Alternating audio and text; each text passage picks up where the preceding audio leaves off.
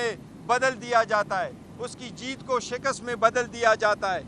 हम उसका इआदा करते खान साहब ने उसकी मिसाल दी है कि ये 1971 की तरफ आप हालात को लेके जा रहे हैं। उस वक्त भी ऐसा ही हुआ था। हमीदुर रहमान कमीशन में भी इसका जिक्र है कि जिस पार्टी को मेजॉरिटी मिली थी ऑन पर्पस उसके लोगों को डिस्क्वालीफाई कराया गया, बाय इलेक्शन करवाए गए और मेजॉरिटी को माइनॉरिटी में तब्दील कराया गया। हम वार्न कर रहे हैं, हम इस्तदा कर रहे हैं, हम मुतालबा करते हैं कि इस रविश को रोका जाए। इलेक्शन कमीशन जो थ्रू आउट इस पीरियड ऑफ टाइम अपने आईनी ज़िम्मेदारी निभाने में नाकाम हो चुका है, हम इलेक्शन कमीशन से इस्तदा करते हैं कि हमारे कैंडिडेट की जीत को शिकस्त में बदलने का सिलसिला फिलफौर रोका जाए। इससे हालात ख़राब होंगे, इससे पार्लियामान की जो बैलेंस है वो ख़राब हो जाएगी। हम आगे की तरफ बढ़ना चाहते हैं, हम पार्लियामान का हिस्सा है, अपना रोल एज अपोजिशन पार्टी अदा करना चाहते हैं। आप इसमें गैर आईनी और गैर कानूनी कार्रवाइयाँ बंद कर ले, हमारे कैंडिडेट की मेजॉरिटी को माइनॉरिटी में बदलने की मज़ीद कोशिश ना करें। साथ ही साथ आज पॉलिटिकल बातें भी हुई खान साहब के साथ। सेनेट के इलेक्शन आ रहे हैं, सेनेट के इलेक्शन जो KPK के इलेक्शन पोस्टपोन कराए गए। हमने ये पहले कहा था कि जब तक इलेक्टरल कॉलेज कंप्लीट ना हो तो आप स्पीकर डिप्टी स्पीकर के इलेक्शन ना कराएं, आप प्राइम मिनिस्टर और चीफ मिनिस्टर के इलेक्शन ना कराएं। लेकिन उस वक्त कहा गया कि ये इलेक्शन हो सकते हैं। फिर KPK को क्यों डिस्क्रिमिनेट किया गया, क्यों वहाँ इलेक्शन नहीं कराए? अब जबकि KPK के रिप्रेजेंटेशन इलेक्शन में नहीं है, इसलिए हम मुतालबा करते हैं कि जब तक वो इलेक्शन ना कंप्लीट हुए हों, जब तक KPK के सेनेटर ना आए हों, तब तक सेनेट की इलेक्शन चेयरमैन और डिप्टी चेयरमैन की इलेक्शन ना हो। ये हमारा मुतालबा है। लेकिन साथ ही साथ हम ये कहते हैं, आज खान साहब ने फैसला किया है सेनेट में हमारा अपोजिशन लीडर अली ज़फ़र साहब होंगे और सेनेट में हमारे पार्लिमानी लीडर ओन बपी साहब होंगे। इसके साथ साथ हम मुकाबला करेंगे इनके साथ, लेकिन हम ये कोशिश करेंगे कि पॉइंट ऑफ ऑर्डर पे ये बात उठाएं कि इलेक्शन उस वक्त तक ना हो जब तक KPK के सेनेटर वापस ना आए हों।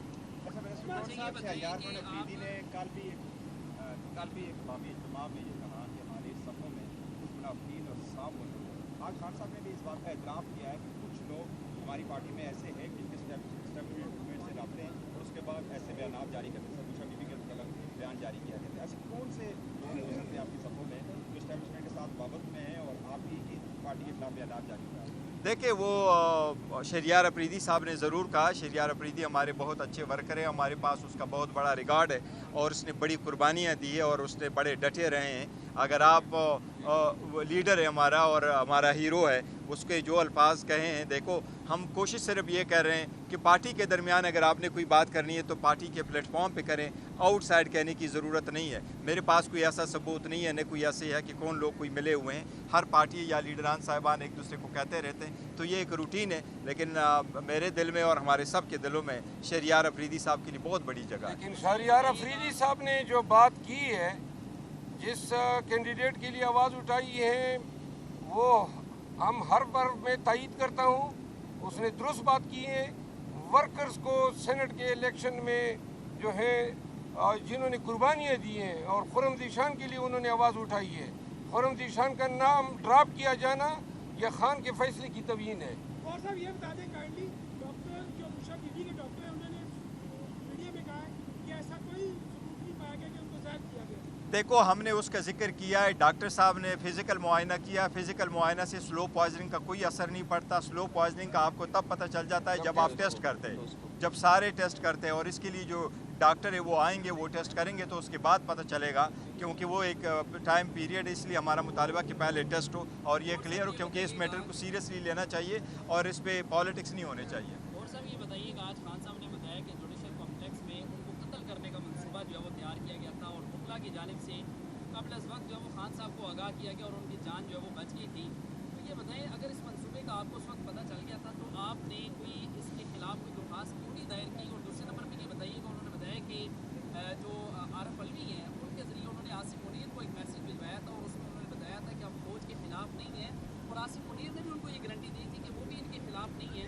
अगर उस वक्त ये चीज़ें तय हो गई थी तो आप कौन सी ऐसी चीज़ है जो बीच में हाजिराई जो है वो की जा रही है और अभी भी वो आसिम मुनीर का बराह रास्त नाम ले रही है कि अगर बुशरा बीबी को या मुझे कुछ हुआ तो उसकी जिम्मेदारी जो है वो आसिम मुनीर पर है। देखिए इस वक्त वो जेल में है और जो बुशरा बीबी हैं वो घर में अकेली है, दरवाजे बंद है, खिड़कियां बंद है और जिसकी कस्टडी में वो हैं, तो ऑब्वियसली सही फरमा रहे हैं कि अगर उसको कुछ हो जाता है तो कौन इसके रिस्पॉन्सिबल होंगे, कौन ये सारा कुछ करा रहा है। वो खान साहब ने स्टेटमेंट दी है।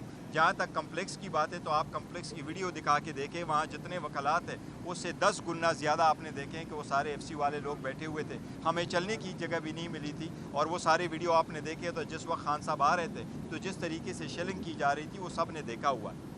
गौर साहब ये बताइएगा कि खान साहब ने कहा है कि जो सियासी कमेटी तश्कील की है जिसमें 14 लोग शामिल किए जी। गए, ये कमेटी जो है सियासी फैसले करेगी जमात की, जी हाँ, और जो कोर कमेटी है वो इन फैसलों की तौसीक करेगी।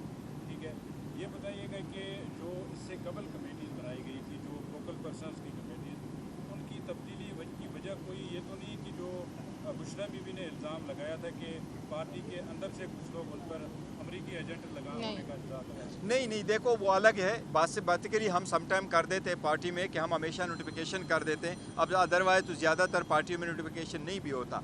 जो पॉलिटिकल पार्टी हमने बनाई है वो पॉलिटिकल कमेटी है और पॉलिटिकल मामलात को वो देखेगी। छोटे थोड़े से मेंबर है और सारी सूबों के उसमें नुमाइंदगी है, वो हमने रखे हुए हैं। तो जिस एक्सटेंट ये पॉलिटिकल पार्टी है। जहाँ तक फोकल पर्सन की, तो फोकल पर्सन का सिर्फ और सिर्फ एक पर्पज़ के लिए रखा था, क्योंकि जेल के साथ हम कम्युनिकेट करते हैं और ज़्यादातर वो हमें ये कहते हैं कि 1-2 बंदों का ऐसा नाम दे दें जो हमें नाम बताएं कि किन लोगों ने खान साहब से थर्सडे वाले दिन मिलना है। सो फॉर देयर पर्पस हमने उसमें नाम ऐड कर दिया। खान साहब ने ये भी कहा है कि कुछ लोग हैं पार्टी के अंदर जिनके इस्टेब्लिशमेंट के साथ रहते हैं और उन लोगों को देखकर ही हम जो सियासी मामलात हैं उनमें चेंज ला रहे हैं। तो क्या ये दुरुस्त है कि पार्टी के अंदर कुछ लोग हैं? खान साहब का वसीक तजर्बा है और वो जानते हैं, मेरे इल्म में नहीं है, लेकिन जो खान साहब फरमा रहे हैं सही फरमा रहे हैं, जो भी होगा। लेकिन एनीवे कोई पॉइंट आउट नहीं कर सकता। न खान साहब ने किसी का नाम दिया, ये पार्टी का इंटरनल मामला है। अगर किसी पे वो करते हैं तो अलग बात। और साहब राहियों का सिलसिला शुरू हो चुका है, कल फवाद चौधरी रहा हो गए, तो क्या वापस पीटीआई में आएंगे? तो क्या अगला नंबर किसका? नहीं, देखो जो लोग प्रेस कॉन्फ्रेंस कर चुके हैं, जो बयानात दे चुके हैं, जो पार्टी के ख़िलाफ़ स्टैंड ले चुके हैं, वो सारे लोग ऐसे हैं, इनको वापस पार्टी में आना ये खान साहब फैसला करेंगे। इंशाअल्लाह ताला खान साहब जब रिहा होंगे उस वक्त देखेंगे कि किस किस ने वापस पार्टी में आना है। एक तासुर ये भी है कि शेर अफजल मरवत की पब्लिक अपेयरेंस बहुत ज़्यादा है, ये बहुत एक्टिव है और पार्टी के अंदर कुछ लोगों को ये बर्दाश्त नहीं हुआ और उनको बैकफुट पे ले गए। नहीं, शेर अफजल मरवत साहब जो है ना वाकई ये है और we are proud of him, और कोई ऐसी बात नहीं है। ये बैक फुट पे ना होते और न है और न पार्टी इसको कर रही है। अभी भी जो पॉलिटिकल कमेटी है उसमें भी इसका नाम है, तो he is always there with us. Chairman साहब की बात को आगे बढ़ाते हुए मैं आपकी बात को दुरुस्त करार देता हूँ। मेरी खींचातानी हो रही है और जो कर रहे हैं अब कुल के उनके साथ में करूँगा, खान साहब को भी बताऊँगा और ये मुझे नुकसान नहीं दे रहे हैं। कमबख्त मेरे साथ बुग़्ज़-ए-मुआवे में पार्टी के काज को नुकसान दे रहे हैं। नहीं उम्मीद चल